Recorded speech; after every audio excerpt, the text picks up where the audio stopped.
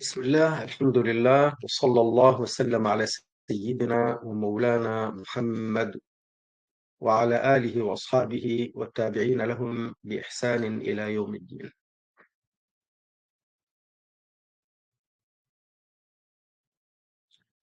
Voilà. Nous continuons dans le livre Umdatul Raghib et nous sommes arrivés à cette page, le début de la page 8 de la traduction française,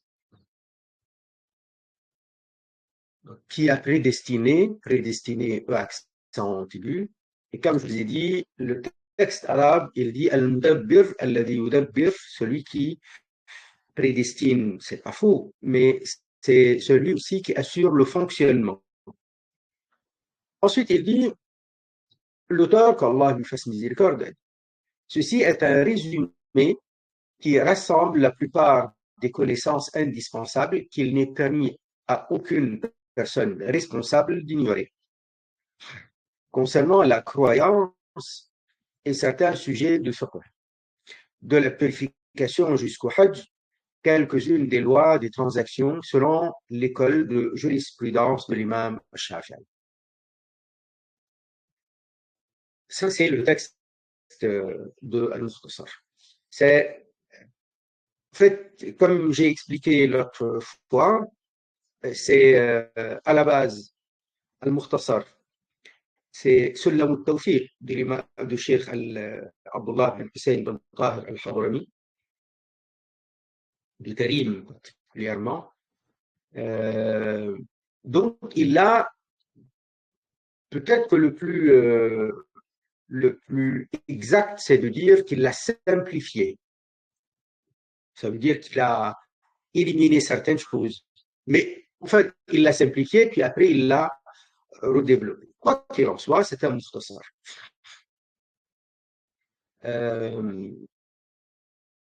Alors, il y a des notes quand il parle de al-fiqh. Al-fiqh, donc connaissances acquises à partir des preuves détaillées, des jugements de la loi concernant la pratique. Ça, c'est le nom d'usage. D'usage, d'habitude, théologiquement, lorsque nous disons le mot fiqh, ce qui est visé, c'est ça, c'est la branche qui concerne les lois. Mais les lois, non seulement les lois qui concernent le rituel, c'est les pratiques, comme la prière, comme le jeûne de Ramadan, comme le hajj, mais aussi tout ce qui va concerner les lois juridiques. Les lois juridiques par rapport aux juges, par rapport aux témoignages, par rapport à l'application du droit, la limite des droits, etc. Il y a aussi ce qu'on appelle tout le chapitre du droit de la famille, le droit par rapport à l'héritage et tout ce qui est le droit par rapport aux transactions. Tout ça est inclus, même les affaires de l'État, guerre, paix, etc. Tout ça, c'est inclus dans ce que théologiquement on appelle théologiquement on appelle fiqh. Mais à la base, le mot fiqh dans la langue arabe, ça veut dire la connaissance avec maîtrise, la connaissance profonde. Mais la religion lui a donné une particularité, ce mot-là, selon quand on est en train de l'utiliser dans le contexte religieux, c'est ça ce qui est visé. Alors, lorsqu'il parle de Hajj, Al-Hajj, c'est le pèlerinage à Mecca. Madhab, l'école de jurisprudence, c'est ce qu'on appelle en arabe Al-Madhhab. Et tout ce qui est contenu dans les lois pratiques, c'est une partie du chapitre, enfin du grand chapitre Al-Fiqh, c'est les ibadat, pluriel de ibada. Une ibada, c'est au sens rituel. Adoration au sens adoration rituelle. Un commentaire. Il y a dans ce livre la plupart des sujets indispensables de la religion qu'il est un devoir de connaître pour tout responsable pubère et saint d'esprit. Alors pourquoi il dit la plupart? Il dit la plupart parce que c'est évolutif de toute façon. Donc, il y a des élémentaires estimés comme étant les élémentaires qui sont récurrents tout le temps. On en a besoin au quotidien pour tous.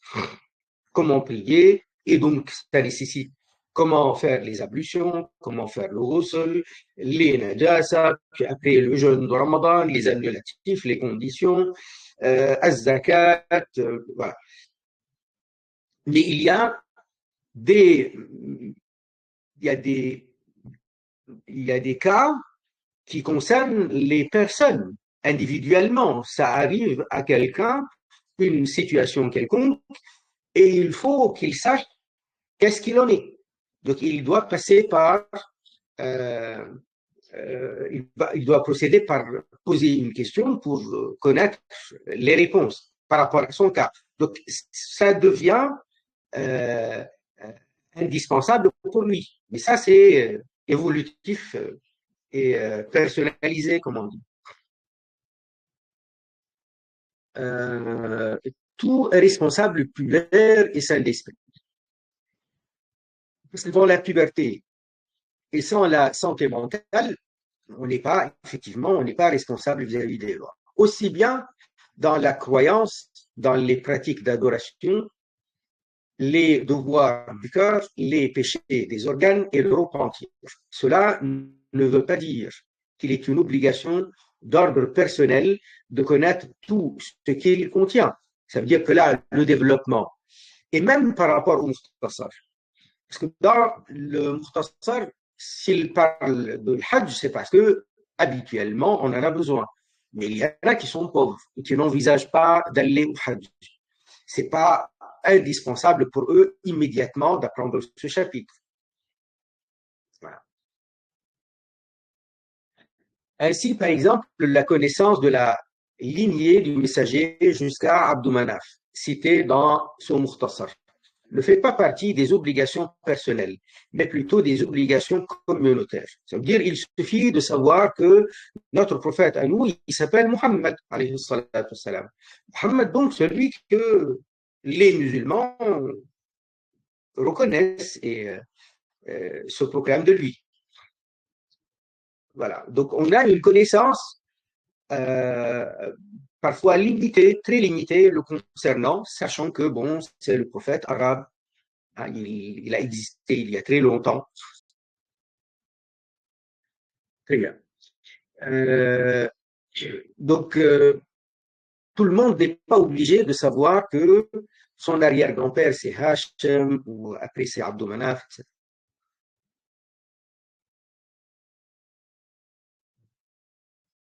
Très bien. Donc, il dit, on est de même pour d'autres sujets dans les pratiques d'adoration et les transactions.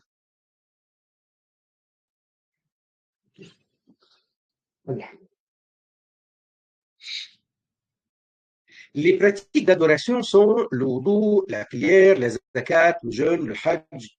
Pour ce qui est des transactions, il s'agit de la vente, de l'achat, de l'association des biens, donc la mise en commun des biens, s'associer dans un commerce, etc. Du prêt et ce qui est de cet ordre. Quant à l'imam Shafi'i, qu'Allah l'a créé, il s'appelle Muhammad ibn Idris. Il est Qurashi, Talibi. Alors, Qurashi, c'est parce qu'il est de cette grande et respectueuse tribu qu'on appelle les Quraysh. La tribu de Quraysh, depuis très longtemps, bien avant donc la venue au monde du prophète Muhammad sallallahu alayhi wa sallam, est installée à Mecca. Mais Quraysh n'était pas seul à Mecca. Il y avait d'autres tribus. Et les autres tribus parfois étaient très fortes. Ça veut dire qui arrivaient à s'imposer. Donc il y avait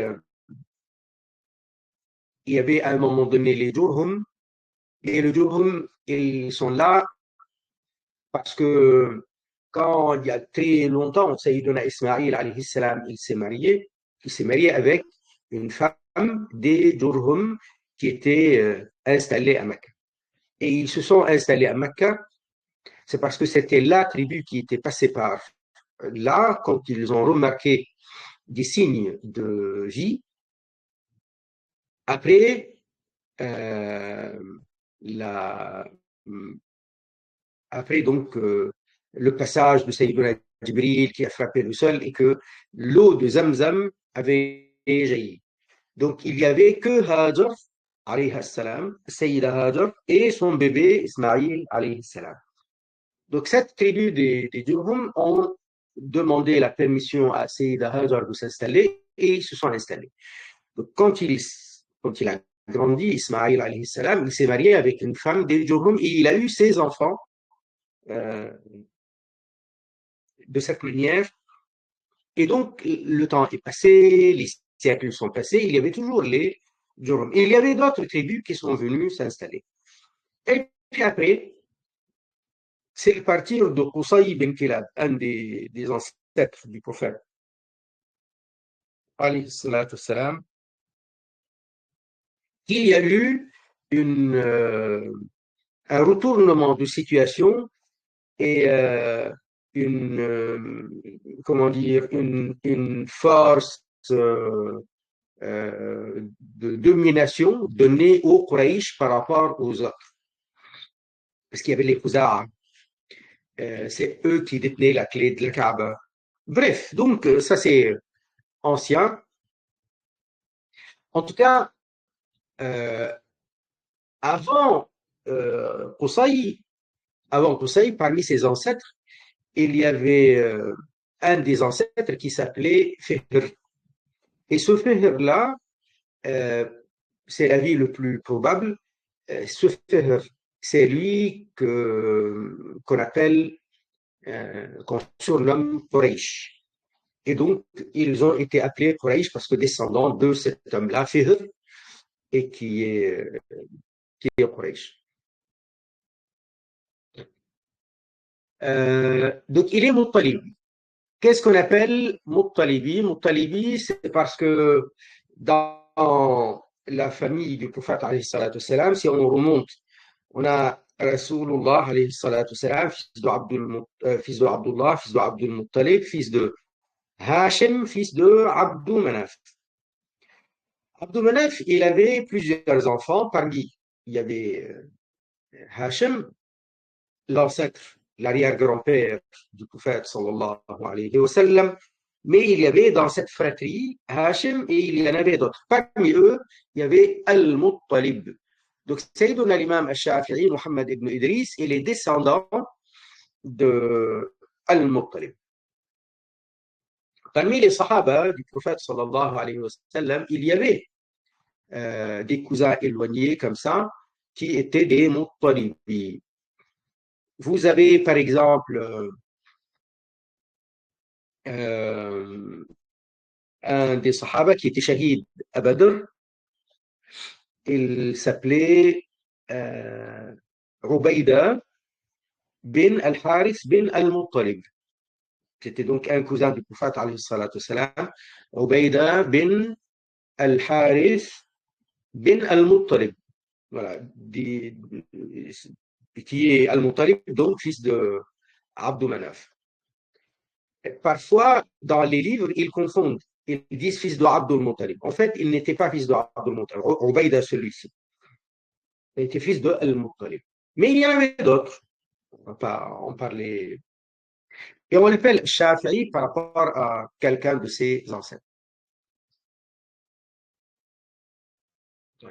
Le temps qu'Allah lui fasse miséricorde a dit et l'explication des péchés du cœur et des organes tels que la langue et commentaire, il y a dans ce livre l'explication des péchés du cœur et des organes, c'est-à-dire l'explication des désobéissances par le cœur et des désobéissances par les 7 organes. Les organes sont les membres de l'être humain, comme la main, le pied, l'oreille, l'œil et la langue. On trouve ça dans Sulam al-Tawfiq, qui est le livre de base, avant la simplification. Mais même, on a d'autres fuqaha, comme l'imam Ibn Ashir al-Maliki, dans sa poésie, qui est sur le minimum nécessaire également, mais ça prend pas du tout les transactions, ça n'enseigne que les ibadat, les rituels, mais il a aussi un chapitre sur la croyance. Alors, quand il a parlé des péchés à la fin de sa poésie, il a parlé donc des péchés des organes et on recense dans ce qu'il a écrit les 7 organes, les 7 membres du corps.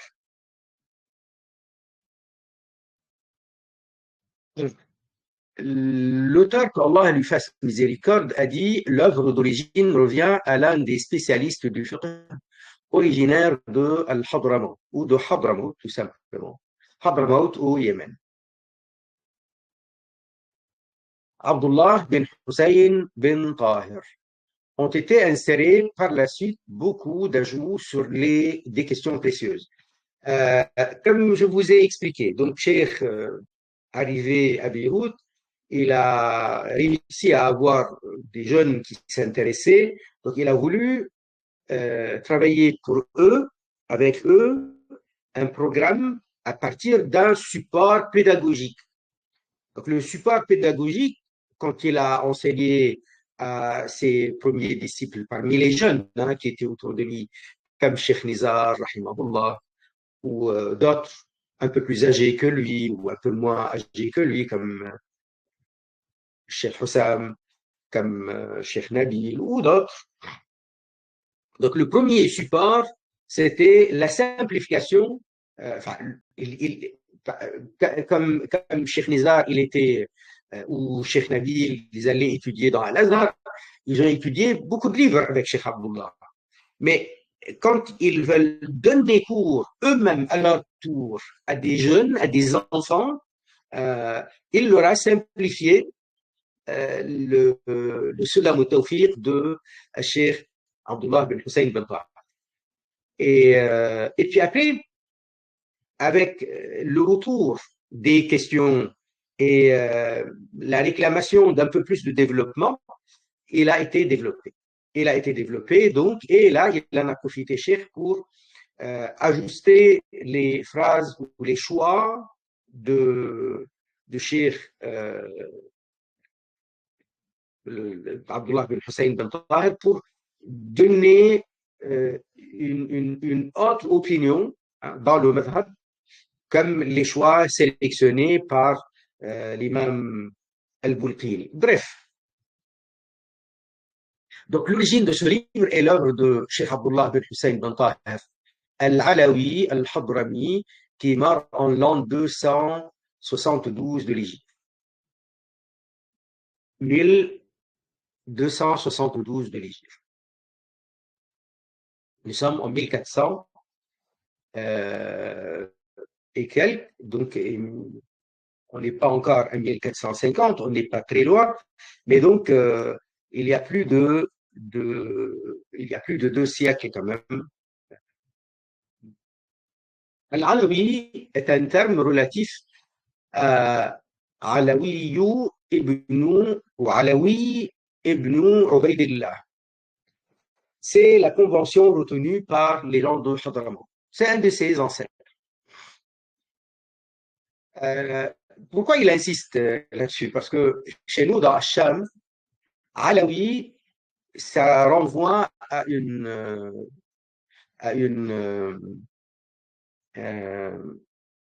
comment on appelle ça, un groupe religieux, euh, à à une obédience euh, qui, qui est, qui est une branche du chiisme, mais excessive. Même les chiites, ils les considèrent mécréants. Tellement ils ne reconnaissent pas la prière, ils ne reconnaissent pas le Coran, ils ne reconnaissent pas la pratique du jeûne, ils ne reconnaissent pas grand-chose. Donc, Alors, le mot alawi, dans le monde musulman, renvoie souvent à Sayyidina Ali, radiallahu anhu. Mais à Hadramaut, la famille des Alaouis, pour eux, c'est pas par rapport à Sayyidina Ali. Ouais, c'est vrai, ils sont descendants du prophète, parce que euh, il y a il y a beaucoup de descendants du prophète dans la région. Mais en tout cas, c'est par rapport à Ali ibn Ubaidillah. Donc, l'auteur fait de très bons ajouts, donc Cheikh Abdullah, au texte d'origine. C'est la voie qu'ont suivi les auteurs qui ont composé des résumés, bon, des simplifications, si vous voulez. Ils n'ont pas posé comme condition de s'abstenir de modifier le livre d'origine ou de ne pas y faire d'ajout.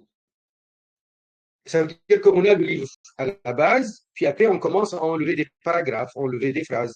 C'est ça ce qu'ils appellent l'iftisar, donc le résumé. Et après avoir simplifié de la sorte, et après avoir simplifié de la sorte, il est tout à fait normal que ils ajoutent parfois quelques précisions, quelques détails. L'auteur, qu'Allah lui fasse miséricorde, a dit, tout en supprimant ce qu'il avait cité au sujet du sophisme, il y a tout un chapitre de tasawwuf qu'il a enlevé, et en modifiant certaines expressions, sans que cela ne change le sujet. Il nous est arrivé de citer ce que certains spécialistes du fiqh shafi'i, tels que Al-Bulqini, Sirajuddin Al-Bulqini, un des grands fuqaha dans le madhab d'Égypte, ont jugé plus argumenté afin de montrer ce qu'il est moins dans le livre d'origine. Commentaire, l'auteur, qu'Allah lui fasse miséricorde, a enlevé du livre d'origine, en simplifiant, quand il a écrit Al-Mukhtasar, ce qui a trait au sophisme. Un chapitre sur le tasawwuf, sans faire partie de l'obligation d'ordre personnel, parce que ce n'est pas une obligation. Il a indiqué ce qui est moins argumenté dans le livre d'origine et a cité ce qu'a fait prévaloir Al-Bulqini. Parce que dans le madhab, il y a des wujuh, il y a des avis. C'est dans tous les madhab, c'est comme ça. Il y a un avis plus fort que d'autres. Mais plus fort, c'est pas qu'un seul, c'est pas le travail d'un seul faqih. C'est Al-Rafi'i, c'est Al-Nawawi, c'est Al-Bulqini, c'est Al-Shirazi, c'est l'imam Al-Ghazali, il y en a beaucoup. Donc, plus le temps passait avec l'enseignement dans le madhab shafi'i, et plus les fuqaha se spécialisaient dans la sélection des choix de façon plus, comment dire, plus méthodique. Et parmi les, les, les fuqaha très bien respectés, avec des choix qui sont très pris en considération prioritairement, on a l'imam Sirajuddin al-Bulqini. Alors, qui est Sirajuddin Omar ibn Raslan. Donc, il est d'Égypte, à la base d'un village qui s'appelle Bulqina, mais c'est pourquoi on l'appelle Bulqina. Il était à son époque le savant du monde. Il était donc du 8e, voilà, du 8e siècle de l'Égypte. Le temps qu'Allah lui fasse miséricorde a dit, il convient donc de lui consacrer une attention particulière pour que les actes soient agréés. Nous l'avons intitulé le résumé ou la simplification, enfin, on peut l'appeler comme on veut, de Abdullah al-Harari. Donc en arabe, c'est al-Mukhtasar, Mukhtasar Abdullah al-Harari, al-Kafi bi-ilm ad-din al-daruri, rassemblant la connaissance indispensable de la religion. Commentaire, le messager d'Allah sallallahu alayhi wa sallam a dit Talabul ilmi faridatun ala kulli muslim. Ce qui signifie demander la science de la religion, al-ilm ici, la connaissance. Mais ça sous-entend, il parle de la religion. C'est une obligation pour chaque musulman. Rapporté par l'imam al-Bayhaqi et jugé Hassan par al-Hafiz al-Mizzi. Alors, ça, euh, c'est intéressant de les connaître. L'imam al-Bayhaqi, il le rapporte, hein, après ils disent le hadith fort, qawi, est de deux sortes. La moins forte des deux sortes est al-Hassan. En fait, on peut, nous, en résumant, dire que le hadith sahih, donc il est authentique, il est sûr, il est jugé sûr, et al-hadith al-Hassan, il est fiable. Il est fiable. Donc la chaîne de transmission, elle est bonne. Voilà. Mais il y a une petite nuance, il y a une petite différence entre la fiabilité des deux. Mais c'est fiable. D'accord. Donc, Al-Hafiz al-Mizzi, il a dit que c'est un hadith avec un isnad Hassan. Pourquoi il a parlé de al-Mizzi? C'est un Hafiz très connu, mais il y en a d'autres qui considèrent que le hadith de celui-ci, il est dhaïf. Mais al-Mizzi, il dit non, il est Hassan. Et c'est intéressant. Ce qui est visé par la science dans ce hadith, c'est le savoir,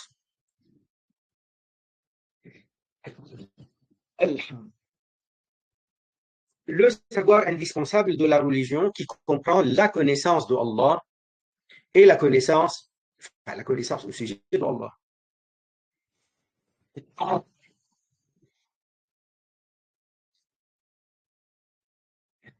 Et la connaissance au sujet de son messager, sallallahu alayhi wa sallam, ainsi que d'autres sujets indispensables à connaître dans la croyance et qui comprend aussi la connaissance des lois, de la prière et de la purification.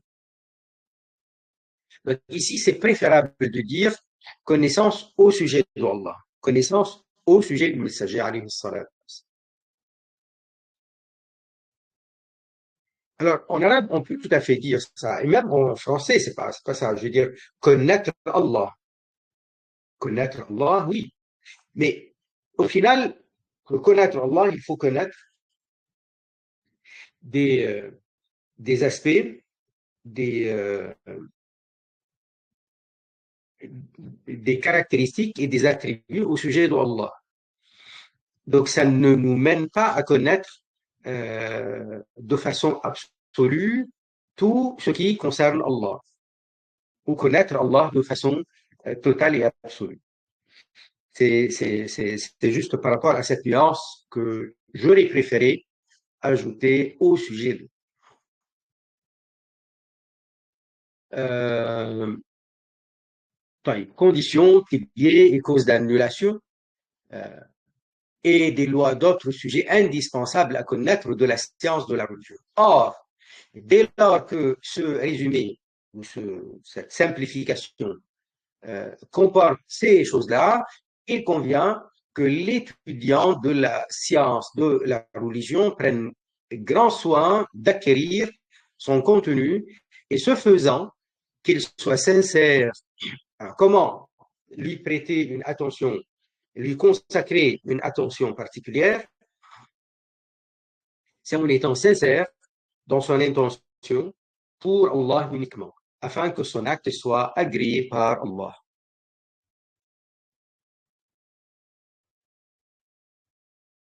Les connaissances indispensables de la croyance. Commentaire. Les connaissances indispensables, hein, il s'agit ici, donc là il y a des guillemets pour préciser que, voilà, ce terme-là, ce qu'on appelle al-ilm al-darouri, il s'agit ici de ce qu'il n'est pas permis d'ignorer à quelqu'un de responsable, c'est-à-dire que ce chapitre est consacré à l'exposé de ce que quelqu'un de responsable a l'obligation et le devoir de croire. Donc là, on est dans les élémentaires, dans les bases. Donc à partir du moment où on a étudié les bases, donc notre croyance, elle est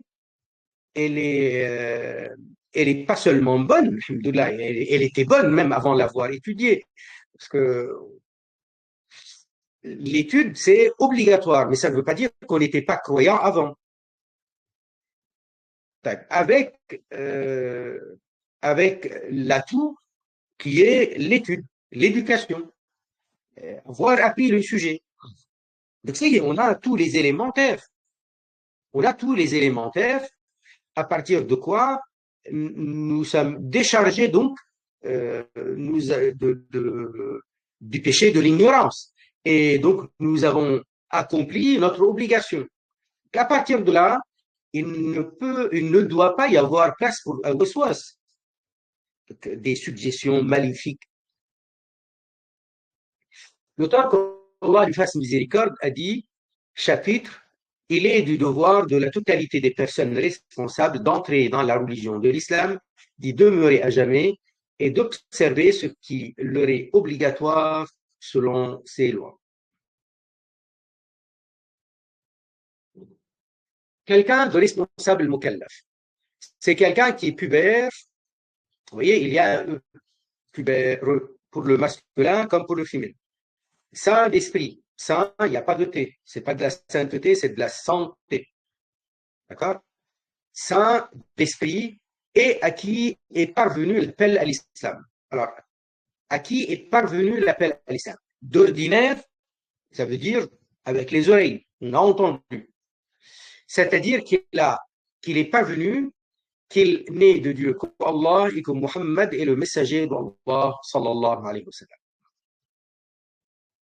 Alors, de nos jours, nous avons tellement développé enfin, nous, de nos, les spécialistes et scientifiques, ils ont développé la communication avec les sourds, muets même de naissance.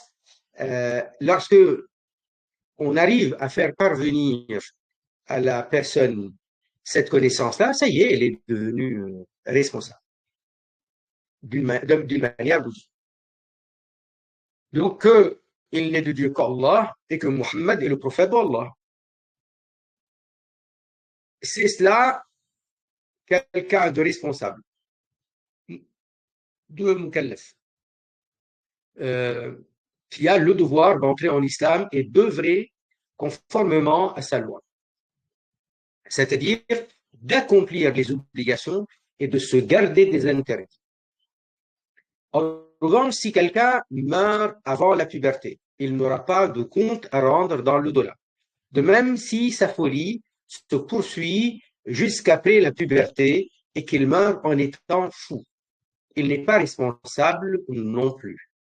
Il en est de même pour celui qui a vécu pubère, mais l'appel à l'islam, c'est-à-dire la base de l'appel, ça veut dire il n'est de Dieu qu'Allah, Muhammad est le prophète d'Allah, de Dieu. C'est ça la base. Ne lui est pas parvenu. Pour dire que l'appel à l'islam lui est parvenu, il n'est pas une condition que lui soit parvenu les détails de la croyance de l'islam, avec ses preuves. Il devient responsable dès lors que lui parvient la base de l'appel à l'islam et le fait de ne pas avoir réfléchi un certain laps de temps sur la véracité de l'islam ne sera pas une excuse pour lui. Ça veut dire, lui, il a reçu l'appel. L'appel lui est parvenu. Donc, il a été convié de l'admettre, de l'accepter et d'y adhérer. Il l'entend, ça veut dire il est convié, il est invité à, à y croire, à l'admettre, à en être convaincu et à y adhérer. Comment y adhérer? Il va répéter les deux témoignages. Lui, il l'a entendu, ça lui est parvenu, mais ça ne l'a pas intéressé. Il n'y a pas pensé. Et ça lui est parvenu, mais il n'a pas voulu chercher plus loin. Donc, il ne sera pas excusé s'il meurt avant d'adhérer à la foi. Ça veut dire il va dire oui, mais moi, j'y ai pas pensé. Ben, il fallait y penser. Par conséquent, si quelqu'un qui entend les deux témoignages dans l'appel à la prière en comprenant l'arabe, il est responsable. S'il meurt sans être entré en islam, il mérite le châtiment d'Allah pour l'éternité en enfer. Ensuite, l'intention de demeurer sur l'islam est indispensable. C'est-à-dire qu'il n'y ait pas dans son cœur aucune résolution, qu'il n'y ait pas, il n'y a pas le mot pas. C'est-à-dire qu'il n'y ait dans son cœur aucune résolution d'abandonner l'islam dans le futur, ni aucune hésitation à ce sujet. En effet, si quelqu'un a l'intention de commettre la mécréance dans le futur, il devient mécréant sur le champ. Le temps qu'Allah lui fasse miséricorde a dit, parmi les choses qu'il est un devoir de connaître et de croire dans tous les cas, et qu'il est un devoir de prononcer immédiatement si quelqu'un est mécréant, ou sinon, dans la prière, il y a les deux témoignages. Les deux témoignages, c'est La ilaha illallah Muhammadur Rasulullah. Et il y a aussi, bon, bien entendu, avec le mot ashhad. C'est ce qui leur donne l'appellation shahadatan, de témoignage. Parce que ashhadu, je dis je témoigne. Donc c'est pourquoi on les appelle les deux témoignages. Parce que ashhadu et ashhadu. Donc je peux tout à fait demander à la personne de dire La ilaha illallah Muhammadur Rasulullah. Pas de problème, il devient musulman. Muhammadur Rasulullah, Muhammad Nabiullah. Très bien. La ilaha illallah aussi, la rabba illallah, ça passe. La traduction, ça passe. Avec ashhadu, c'est mieux. Et le disant en arabe, c'est mieux pour celui qui sait le dire en arabe.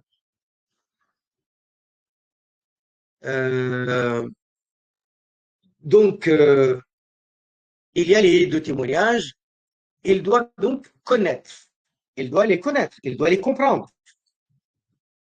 Vous voyez, il dit, il est un devoir de connaître et de croire dans tous les cas.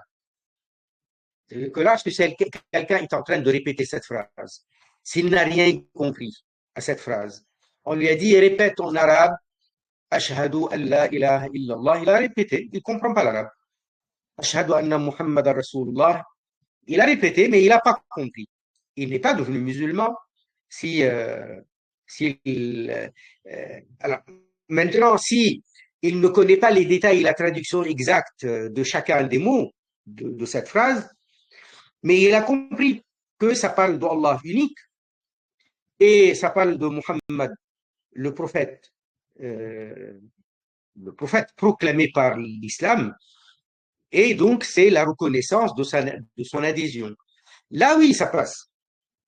Voilà, parce que lui, il veut entrer en islam et on lui dit, répète cette phrase, donc ça parle d'Allah unique, ça parle du prophète, etc.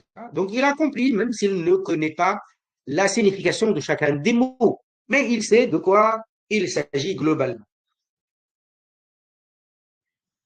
Enfin, donc il faut qu'il comprenne ce sens-là et il faut qu'il y adhère. Voilà.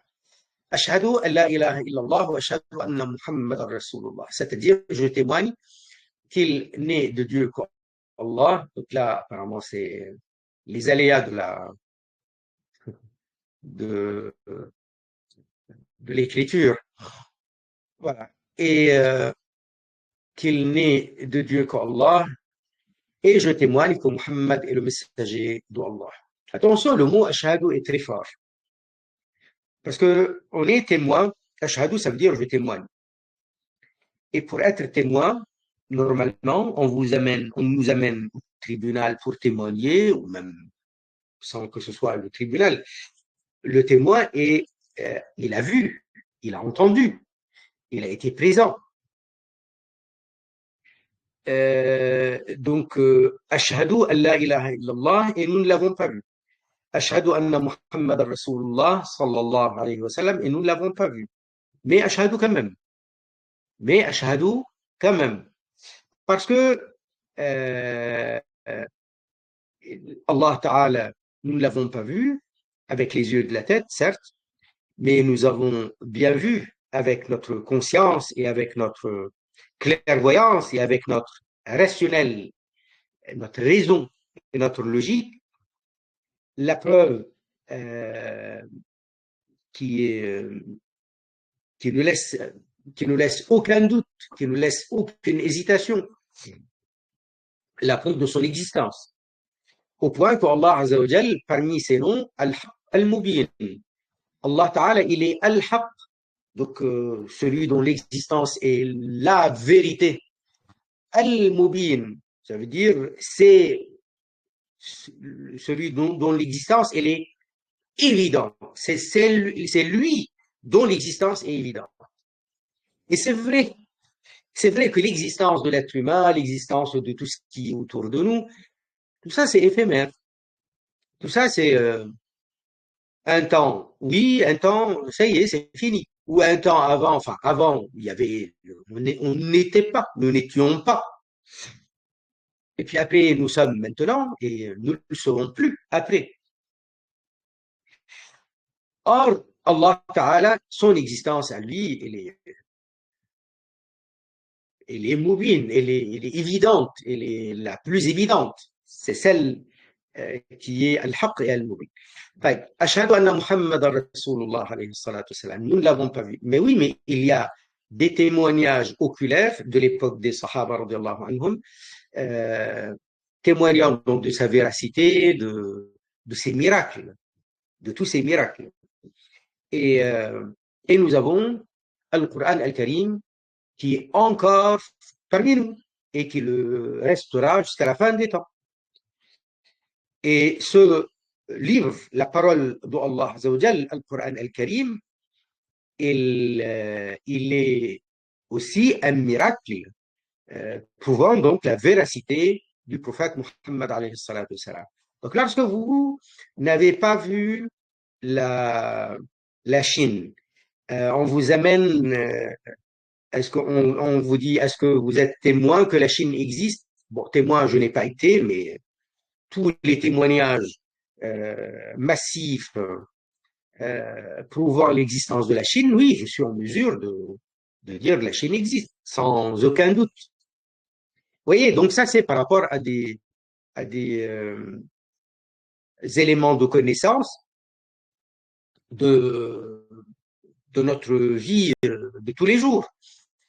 Lorsque nous avons un témoignage ou des témoignages massifs, ça veut dire de génération en génération, qui sont en nombre. Les témoins sont en nombre. Et ça nous parvient, ça remplace le témoignage oculaire. Et donc, dans ce sens-là, le mot ashhadu prend tout son sens.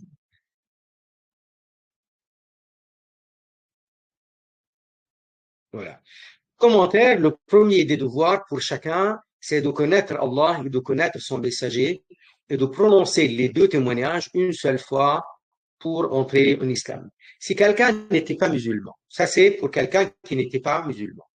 Quelqu'un qui n'était pas musulman, il devient musulman de cette façon. Si cela lui est arrivé avec la croyance ferme et catégorique, il est musulman croyant. Si cela lui est arrivé, ça veut dire qu'il a prononcé les deux témoignages. Avec la croyance ferme et catégorique, il est musulman, croyant. Par la suite, sa foi et son islam ne deviennent complets que par l'accomplissement des devoirs et le délaissement des interdits. Ça, c'est pour parfaire son adhésion à l'islam. Les savants ont divergé sur l'obligation de prononcer les deux témoignages après cette première fois. Donc, il est déjà musulman, il l'a déjà prononcé, il est devenu musulman. Est-ce qu'il est obligé de les prononcer plus après? Est-ce qu'il y a d'autres situations où c'est obligatoire?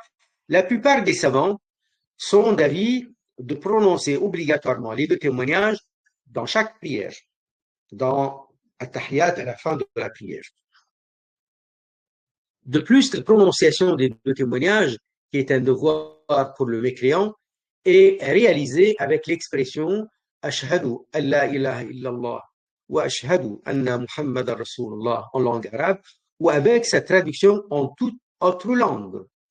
Par conséquent, si quelqu'un qui n'est pas arabophone prononce Anna Muhammadan, ou plutôt Anna Muhammadan avec le Ha, au lieu d'un Ha, on lui dit plutôt Ashhadu Anna Abal Qasim ou Abal Qasim. Ça va aussi.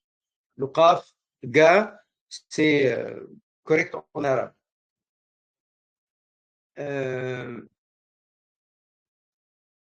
Alors,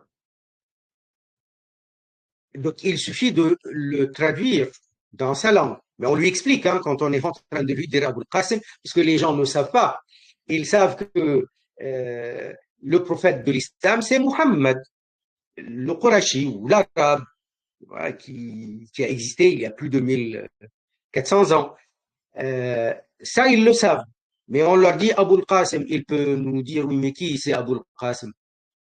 Mais le prophète lui-même, il avait son fils aîné Al-Qasim et on l'appelait également Abul Qasim. Ça y est, l'affaire, elle est simple. Il n'est pas une condition de prononcer cette expression-là en particulier. On peut dire, il suffit de dire ce qui donne le même sens. Comme La Rabba illallah. Donc, le Seigneur, c'est Allah. Ou il n'est pas de Seigneur autre qu'Allah. Ça peut être aussi Al-Khaliq, le créateur à partir du néant. Ce qui signifie il n'est de Seigneur qu'Allah. Ou la khaliqa illallah, ce qui signifie il n'est de créateur à partir du néant que Allah. Et il suffit de dire Muhammad Nabiullah, ce qui signifie Muhammad est le prophète d'Allah. Cependant, dire Ashhadu, je témoigne, est meilleur que toutes les autres expressions, car le terme Ashhadu, je témoigne, comprend, du point de vue de la langue, les significations de savoir, de croire et de reconnaître. Parce que quelqu'un qui témoigne, ça veut dire il sait, ça veut dire il est convaincu, ça veut dire il le proclame, il le reconnaît. Et celui qui est incapable de prononcer avec sa langue, avec la langue, sa foi, par le cœur lui suffit. Alors pour devenir musulman, il va faire signe. On va lui dire tu témoignes, il va dire par un geste qu'il accepte cela. L'auteur, qu'Allah lui fasse miséricorde, a dit la signification de Ashhadu Allah ilaha illallah. Donc là, ils ont gardé An la ilaha illallah, mais parfois il met la Allah directement. Et je sais, je crois et je reconnais que nul ne mérite d'être adoré sinon Allah. Allah, Dieu.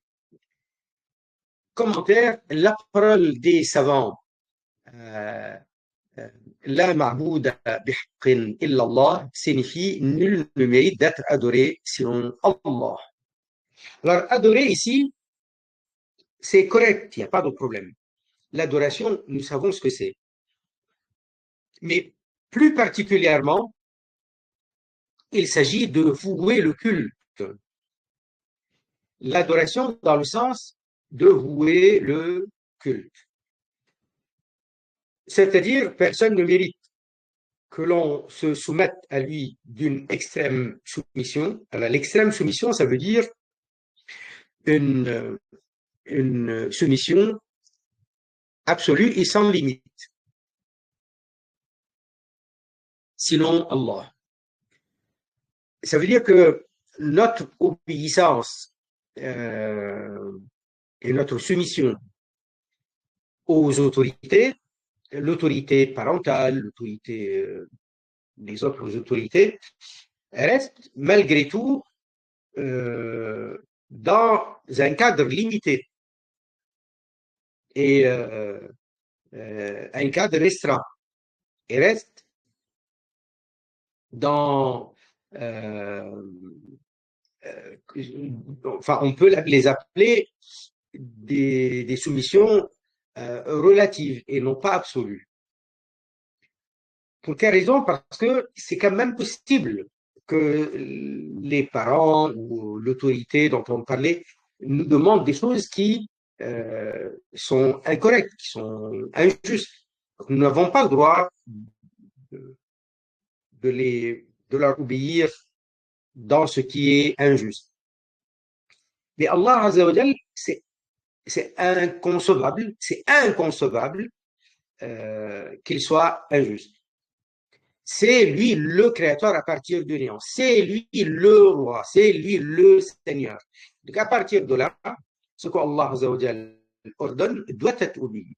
Là. Nous, en ce qui nous concerne, nous obéissons à l'ordre d'Allah par le biais des prophètes. Nous, ce qu'Allah nous ordonne de faire, nous l'avons reçu par le biais des prophètes, de notre prophète, alayhi as-salatu salam. Mais nous ne recevons pas directement d'Allah. Allah Azza wa Jal, il envoie directement le message au prophète. Et le prophète nous le transmet. Donc, nous avons l'intermédiaire, le prophète, alayhi as-salatu salam. Maintenant, lorsque le prophète, il nous ordonne quelque chose qui nous semble pas à notre goût, nous devons obéir parce que c'est l'ordre d'Allah Azza wa Jal. Donc, faire prévaloir l'ordre d'Allah Azza wa Jal, le droit d'Allah Azza wa Jal. Très bien. Et ainsi de suite, hein, même lorsque le prophète alayhi salatu salam, il arbitrait entre deux personnes, il ne devait pas avoir dans leur cœur une quelconque hésitation à l'obéissance au prophète alayhi salatu salam. Donc c'est ça la question de l'extrême soumission, ça veut dire une soumission dans l'absolu. Vous voyez, quelqu'un me demande de prendre femme et enfants, bébés, de les laisser dans le désert et de repartir, je ne vais pas le faire. Et je vois que c'est quelque chose qui est pas normal, qui est injuste. Mais Ibrahim alayhi salam, il l'a fait parce que ça vient d'Allah. Il lui a ordonné d'égorger son propre fils Ismaïl. Et Ismaïl, il avait quel âge? Il avait entre 10 et 12 ans. Et il l'a fait, il a voulu le faire en tout cas. Il a voulu le faire en tout cas. Et c'est Allah Azza wa Jal qui avait déjà prédestiné de toute façon, de toute éternité, que cela n'allait pas se réaliser. Mais Ibrahim, il était en train de le faire, il s'apprêtait à le faire. Il a carrément passé le couteau sur la gorge de son fils. Tout ça, c'est pour dire que venant d'Allah, il n'y a pas de restriction. Donc le terme extrême ici, c'est dans le sens de l'absolu. Comme l'a expliqué l'imam Al-Hafid, le spécialiste de la jurisprudence, le linguiste Taqiyuddin As-Subki, qui était du 8e siècle de l'Hégire, et d'autres que lui.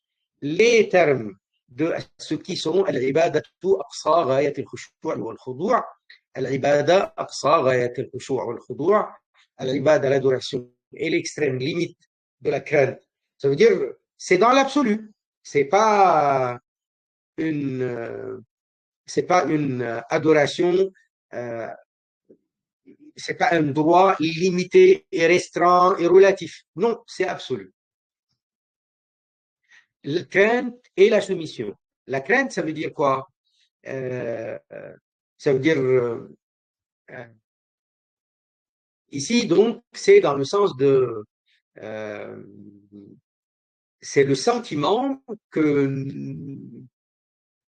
le sentiment que nous avons en nous par rapport à Allah Azza wa Jal concernant notre crainte. Ça veut dire quoi? Ça veut dire que nous redoutons son châtiment, nous le craignons par respect, par vénération. Tout ça, c'est dans l'absolu et non pas de façon relative.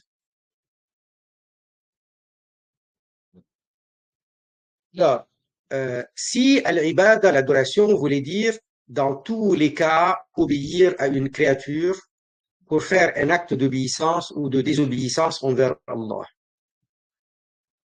Si al-ibada, l'adoration, voulait dire dans tous les cas, obéir à une créature pour faire un acte d'obéissance ou de désobéissance envers Allah, alors tous ceux qui sont au service des gouverneurs injustes seraient des mécréants. En fait, là, il est en train de répondre, de réfuter une mauvaise croyance qui avait circulé et qui circule toujours, qui concerne l'adoration, enfin l'obéissance. Ils disent que dès lors que tu obéis à une autorité quelconque, euh, si c'est en, en désobéissant à Allah, tu auras adoré, tu auras ainsi adoré cette autorité-là et tu auras fait du shirk, ce qui est absurde, c'est pas ça le sens.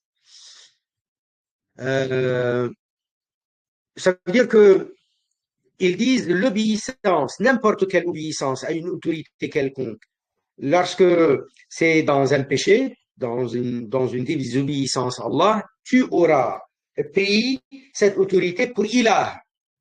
Et en ce sens-là, tu es devenu mushrik. C'est pas vrai, c'est complètement grave de penser ainsi. Ça veut dire pour eux, tous ceux qui sont au service des gouverneurs injustes seraient des mécréants.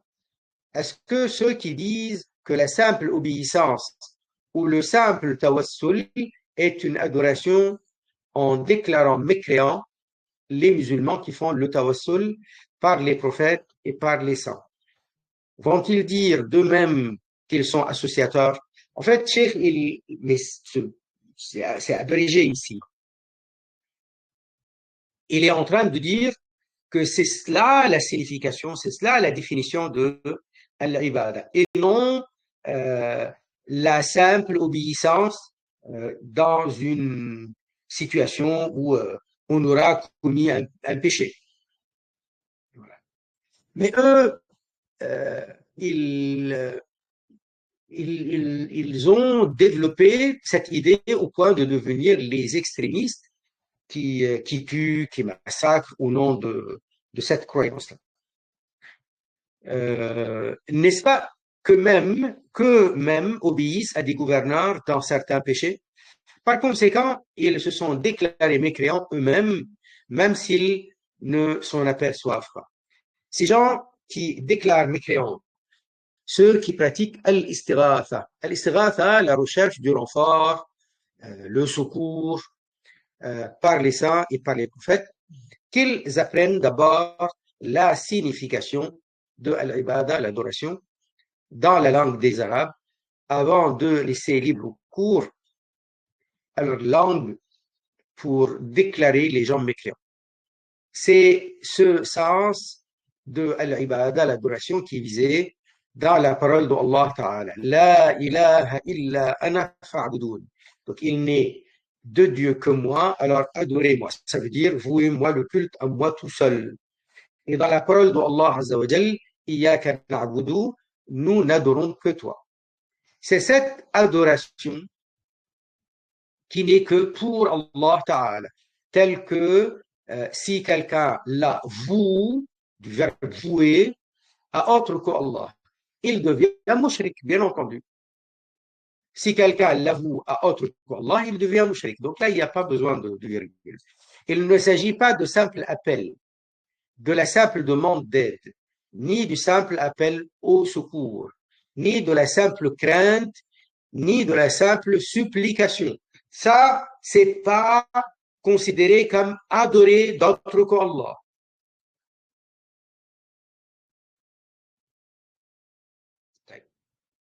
On va s'arrêter là, Inch'Allah. Nous reprendrons demain, Inch'Allah.